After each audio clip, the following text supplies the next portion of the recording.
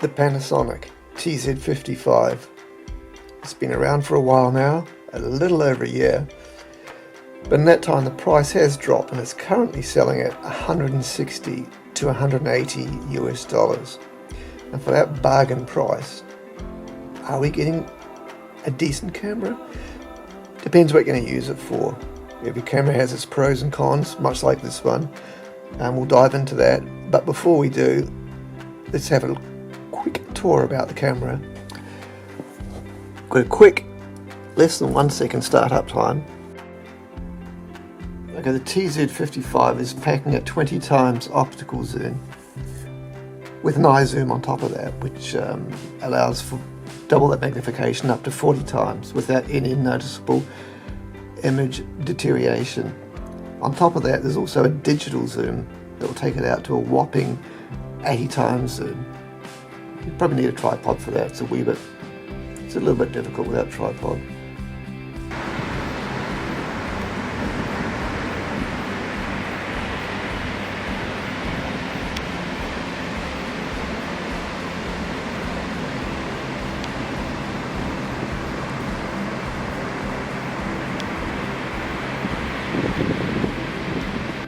So at 253 grams and 105 by 65 by 35 millimeters, or an old school 4 inches by 2.5 inches by 1.5 inches, the camera is definitely pocketable.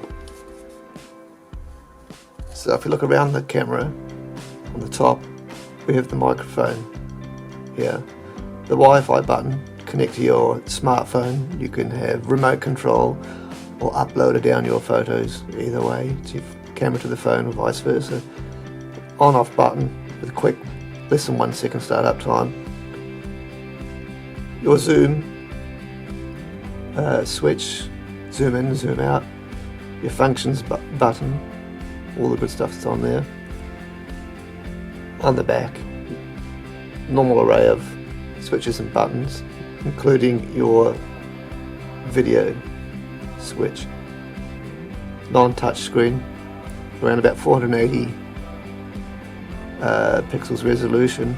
It's not brilliant, but it's okay, and it can be turned up a lot brighter than this. And here we have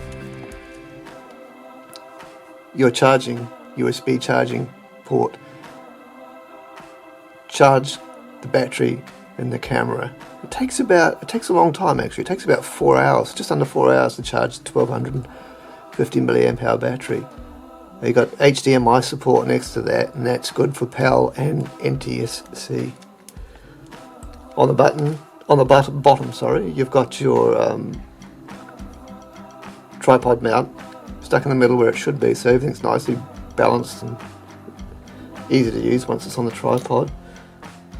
Like most cameras, you have your 1250 milliamp hour battery with your SD card nestled next to that. Okay. Anything left on this side? The right side is the mono speaker about here, which is not brilliant, but it's usable. Getting down to the pros and cons about the camera. Obviously, the first one is the bargain price, 160, 180 US dollars. It's pretty cheap for a camera nowadays. And what you get for that money, that little bit of money, is quite a lot actually. It's a good camera. It's a good, solid camera. It's not a brilliant camera, but for YouTube, it's absolutely perfect, I think. You've got great battery life, 1250 milliamp hour battery. It's going to give you just under an hour of full movie shooting and about 350 pics, in a decent resolution. So that's pretty impressive. And they're only about $6 to buy a spare battery off the likes of online stores, eBay, whatnot. Another important thing, for the vlogger, of course, is the selfie screen. That makes a big difference when you're trying to compose everything and do your vlog.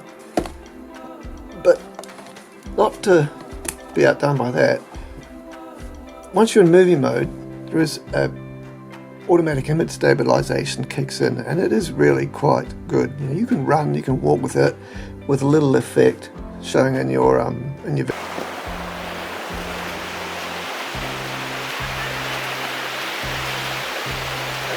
give you an idea what the microphone's like, I don't think you get much more back noise than you would the ocean when you're walking in the waves. So this is the mic doing its business as good as it gets. It gives you an idea of image stabilisation too. Spin this around and just show you where I'm about to go. It's hard sand, it's soft sand, it's rocks, so you get a thing over there, flat footed, so you get an idea of what image stabilisation is like. And I'll try and run.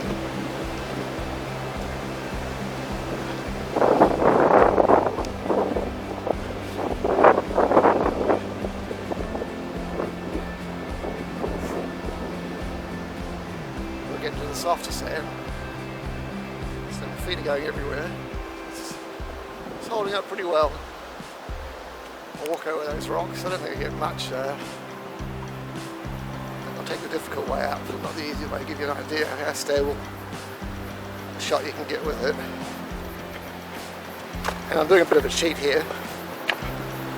I'm using the selfie stick a little bit as a gimbal. I'll post another video, I'll show you how to do that very, very easily. You can learn it in about 1 minute. There you go. Surf's up. Not forgetting the Wi-Fi capability. Wait a second there. You can turn this on and connect to your smartphone, upload, download photos, or if you have the Panasonic app on your phone, you can use it to remote control your camera from your phone.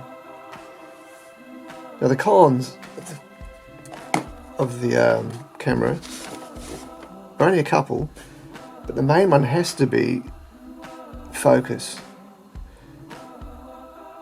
It randomly will try and refocus on something else rather than your chosen subject. So if you're sitting there vlogging with your selfie screen up there, it can be perfect for a few minutes, then it'll just randomly try and pick a subject in the back or to the side of you and start focusing on that. So that's one thing that's worth mentioning. But you can get around this to a degree by taking it out of automatic mode and perhaps choosing something you prefer, aperture priority or shutter priority, and drop the multi-focus 20 area or 20 point focus and drop it down to 1 point focus if you're using your selfie screen and on your faces in the screen. It's even better than auto tracking. Never had any troubles once I started doing this. And the other problem, not so much a problem, just happens now and then, the auto exposure can have a problem focusing on the brightest of white subjects. It's only now and then.